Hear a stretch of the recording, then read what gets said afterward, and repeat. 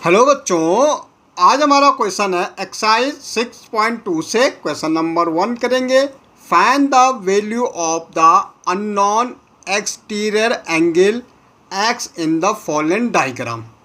भाई हमें exterior angle x की वैल्यू निकालनी जो कि हमारा एक्सटीरियर एंगल है। अब हमें दो एंगल दे रखा। आपको सबसे पहले समझना पड़ेगा कि अगर हमारा कोई एक्सटीरियर एंगल है तो क्या होता है, sum of to interior angles का होता है, sum of it interiors angles होता है। भाई एक्सटीरियर एंगल हमारा तो क्या होता है, हमारा एक्सटीरियर एंगल इक्वल टू क्या होता है, हमारा एक्सटीरियर एंगल इक्वल टू हो जाएगा, प्रॉपर्टी हमारी है sum of it interior angle. भाई जो हमारे इंटीरियर एंगल होंगे उनका सम।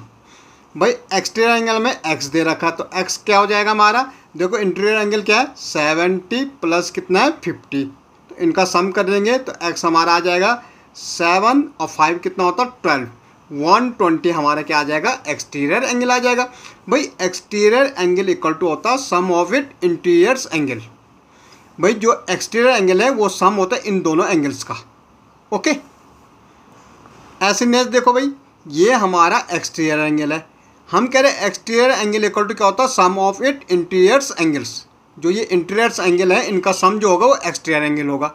ओके, तो क्या होता है भाई हमारा एक्सटीरियर एंगल सेकंड का, एक्सटीरियर एंगल इक्वल टू क्या होता है, क्या बोलते हैं हमारी प्रॉपर्टी, एंगल इक्वल टू क्या होता है sum of its interior angle, जो इंटीरियर एंगल है उनका सम। भाई हमें x दे रखा तो इसके आ जाएगा 65 प्लस क्या हो जाएगा 45, तो x इक्वल टू क्या हो जाएगा भाई 5 और 5 क्या होता है 10 होता है, 6 और 4 10 और 1 कैरी थी 11, तो x इक्वल टू कितना हो गया 110 हो गया।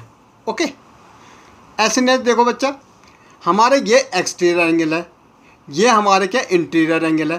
भाई इन दोनों को जो सम होगा वो ये होगा। तो भाई हमें सिंपल पता है कि एक्सटीरियर एंगल इक्वल टू क्या होता है, एक्सटीरियर एंगल इक्वल टू क्या होता है हमारा, ये हमारी प्रॉपर्टी है कि सम ऑफ इट इंटीरियर एंगल। भाई इस ट्रायंगल के जो दोनों इंटीरियर एंगल है उनका सम होगा एक्सटीरियर एंगल। तो x इक्वल टू क्या हो जाएगा भाई 30 प्लस 40, तो x इक्वल टू क्या हो जाएगा 70 हो जाएगा। ओके भाई सेम है, ये एक्सटीरियर एंगल ये इंटीरियर से, तो क्या भाई हमारी प्रॉपर्टी बोलती है exterior angle equal to angles equal to क्या होता sum of its interior angle, जो हमारे इंटीरियर एंगल है उनका सम। भाई तो x इक्वल टू क्या हो जाएगा 60 प्लस 60, वो x इक्वल टू क्या हो जाएगा भाई 120 हो जाएगा।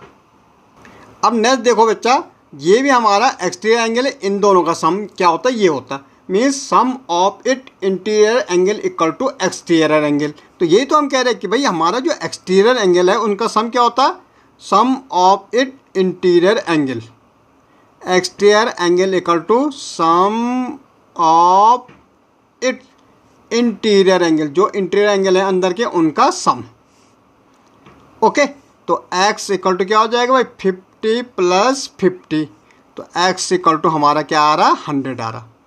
ओके भाई ये भी है ये एक्सटीरियर एंगल, तो x इक्वल टू क्या हो जाएगा भाई 30 प्लस 60, तो x इक्वल टू क्या हो जाएगा 90 डिग्री हो जाएगा।